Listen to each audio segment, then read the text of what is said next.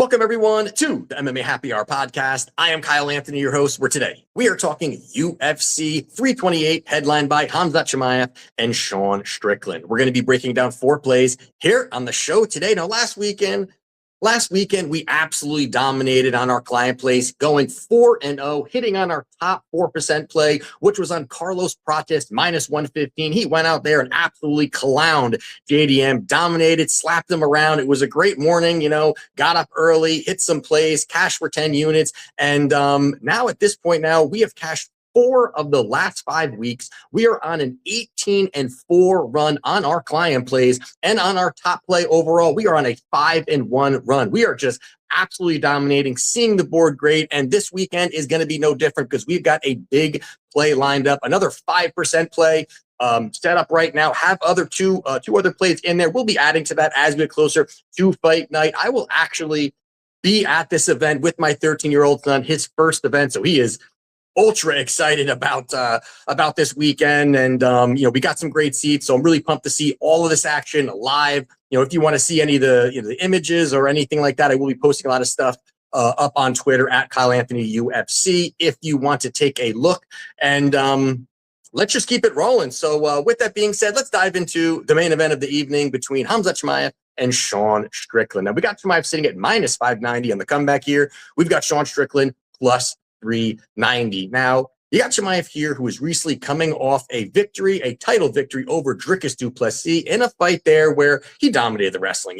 Really just a one-sided fight overall. When you're talking about the grappling, Chimaev went 12 for 17 on takedown attempts, 22 minutes of control time there out of the 25 minutes, and just dominated top control, kept him down, and it was really one-sided overall. Now, you look at Strickland on the other side here, and Strickland, was coming off a nice victory over Anthony Hernandez, which was a fight where, Hernandez was really a guy that's going to kind of do some things that could really maybe disrupt what Strickland does and really push that pace, look for those takedowns, be relentless with it, weaponize his cardio.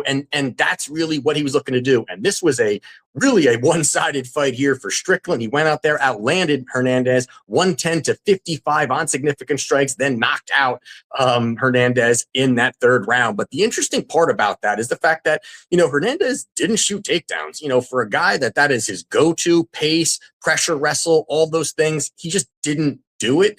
Over the 3 rounds, he was 0 for 1 on takedowns, which is, ridiculously low for Hernandez. And if you look at it over his 3 prior fights, he shot 49 takedowns. Now, there was a rumor that Hernandez had a broken rib. Who knows? But he definitely fought, uncharacteristic of what he normally does. Now, the question is, can Strickland implement the same game plan here against Chimaev? Defend takedowns, pressure, box, stay in his face, push that pace. And that's where, maybe he can kind of get this fight a little bit further, slow Chimaev down and find those opportunities. But to be honest with you, I doubt it. I really do doubt it. Chimaev is just, elite. And I think that the other part about this is that the 2 things that Fluffy doesn't have is what Chimaev does have in this fight here. And the first being the fact that Chimaev has just top-notch wrestling, elite level technical wrestling, top of the top when it comes to that. And, Hernandez does have wrestling, but he's not technical. Really, he's crashing the pocket, getting you to work, wet blanketing you, just being relentless with the takedowns. You're going to get up, but he's just willing to keep going and weaponize his cardio. And Chimaev can possibly do that, but he doesn't have that cardio, but he has the elite level wrestling. And also the fact that, Chimaev is just far more physical than Fluffy. Fluffy just is not a physical fighter. He's been weak. That's been an issue for him. He doesn't have that physicality, and Chimaev brings that. Chimaev brings explosiveness. He brings power. That's a very tough mix. He's going to have smothering pressure, and he's going to overwhelm opponents, and that's how he has found a lot of success. Now, Strickland, is a guy that does have, a nice jab, a good teep kick, good volume. There are those things that he has on the feet, but I don't think that the striking skills of Sean Strickland are going to matter, because I think he's going to be defensive this entire fight. I don't think he's going to have the opportunity to work his jab, be at range, work a teep kick, push the volume out. I don't see any of that really happening here. I think that, what we do know is that Strickland likes to weaponize his pace. He's not going to have the ability. He's going to be defending takedowns. He's going to try to find opportunities to, create some kind of space, get his offense going. But Chimaev is one, just a one-way train that's going to be coming forward and going to be looking for those takedowns and going to be relentless with it. And the threat of power from Strickland is very limited. He's death by accumulation. He's going to push out a lot of volume, but he's not going to have much on it. That's not going to scare Chimaev. He's going to be looking to get those takedowns. And also the fact that, for most of it, Strickland has faced strikers. He's got good grappling, but he's really faced strikers primarily besides Dricus du Plessis, who, can wrestle, and he lost both of them against Dricus in both of those fights. One of them he wrestled a little bit more, but either way, the wrestling was there. And I think this is a spot here where, Strickland is going to get frustrated. He's a guy that is, as openly keeps talking about how much he, can't stand the wrestling side of things. Chimaev is going to be doing that. He's going to be pushing, and I think that's going to frustrate him. I think it's going to force Strickland to take risks getting up, give his back up when he's trying to get back up. And I think these kinds of things at a point is what Strickland's going to be doing, because Chimaev is going to be all over him. And that's where Chimaev is going to find that finish. So getting off the minus 590 number, I do like Chimaev by submission, which is sitting at plus 110. And that's how I believe he gets the job done. And next fight we're going to talk about is going to be Tatsuro Taira. He is minus 170 in the comeback here. We have Joshua Van. He is plus 140. Now you've got Van here, who is coming off a title victory over Alejandro Pantoja.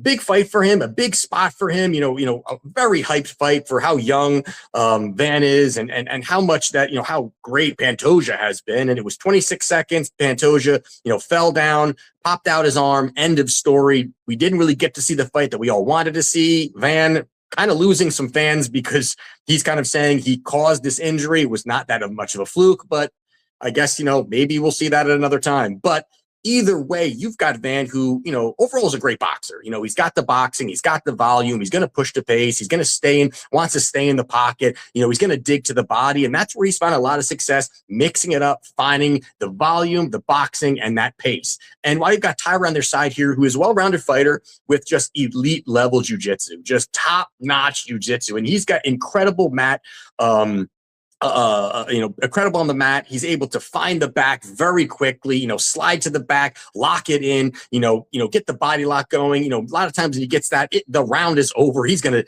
win that round or win the fight if he can get that going there. And that's where I think he has a massive advantage here, where if this fight goes to the ground at any point, Taira has the threat for submissions. He has the threat to bank the round at any point, anytime it goes to the ground. Now, although Van does have, some good, takedown defense, he's not faced anyone like Taira when you're talking about the level of jiu-jitsu that he's going to be facing. Now, he has been taken down before, but the guys that have taken him down haven't been able to capitalize. And I think that's the difference here, that Taira is going to capitalize. If he gets his fight to the ground, he is going to find opportunities to really hunt for that submission. And you look at Cody Durden is one of the guys that had fought Van recently, and, nothing against Durden.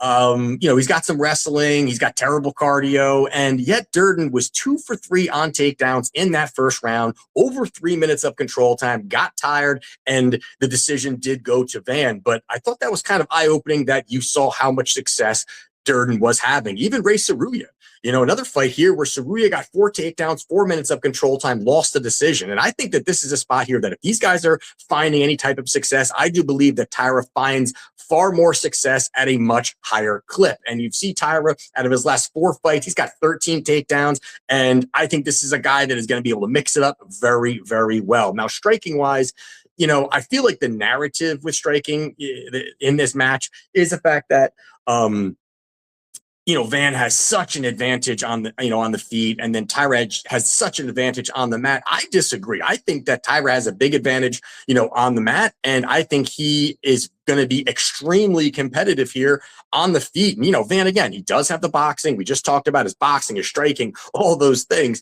But the gap between these guys has shrunk, and because we are clearly seeing Taira far more cleaner, being more confident in his striking, having the power. And I think also the fact that we're seeing the elevation in his striking, but the threat of the takedowns is going to open up opportunities in the striking, for Taira. I think absolutely, just because he has such a threat on the mat, that it's going to really, force, I think Van to be very uncomfortable on the feet. The harder hitter between these two is going to be Taira. He's got more power. He's going to have a 5-inch reach advantage over Van, and as well as Van is very hittable. So you've got a guy that can get the takedowns, can land some power on the feet, have the reach advantage, and a guy that's very hittable. I think that's a lot of things really going against Van. And also, you've got to add in the fact that, Van has been very active over the last, 13 months. This is a guy that this will be his 5th fight over the last 13 months. Now, that's a lot.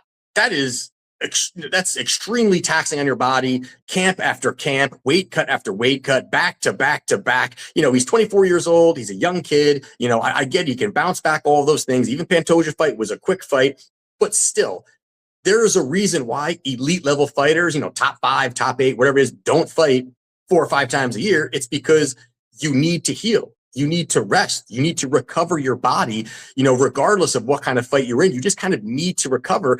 And Van's not doing that. I think that's another thing that's going to catch up with him here. So I think I really like Taira here. I think Taira can get the takedowns, get control, find the submission, and you can get Taira by submission is plus 210. I love that number here. I think that he's going to expose Van on the mat, and I believe he gets a submission. So give me Tatsuro Taira by submission plus 215. And the next one you're going to talk about is going to be Yaroslav Amosov. He is minus 185 on the comeback here. We've got Joel Alvarez. He is plus 155. And you got Amosov here, who was a recent sign to the UFC. Was a champ over in other organizations, smaller organizations. Did well in Bellator. He's 29-1 in his professional career, and he did go out there in his UFC debut and beat an aging Neil Magny. That he went out there, ran through him, submitted him. It was pretty dominant performance from him. And primarily, Amosov is a wrestler. He wants takedowns. He wants top control. He wants to hunt for those submissions. While you've got Alvarez on your side here, who really has a more versatile attack. He's really good striker. He's got some striking, powerful knees, slicing elbows. This is a guy that in the clinch, he is extremely violent. He can find big-time power, big-time shots. And then also, though, on top of that, his best weapon is his grappling. This is a guy that will hunt for submissions, very lethal when it comes to that on the mat here, dangerous anywhere the fight goes on the ground. And I think that this is an elite guy on the mat. And to be honest, that's really where the most interesting part of this fight takes place, is the fact that Amosov is a guy that wants to wrestle, wants to get this fight to the ground, wants to, get top control. And you've got a guy in Alvarez who is just elite. Now, he's elite anywhere the fight goes on the mat, because he's a guy that can be taken down. And there's a reason why he can be taken down so much. It's because he doesn't care. He doesn't mind being on his back. As long as the fight's on the ground,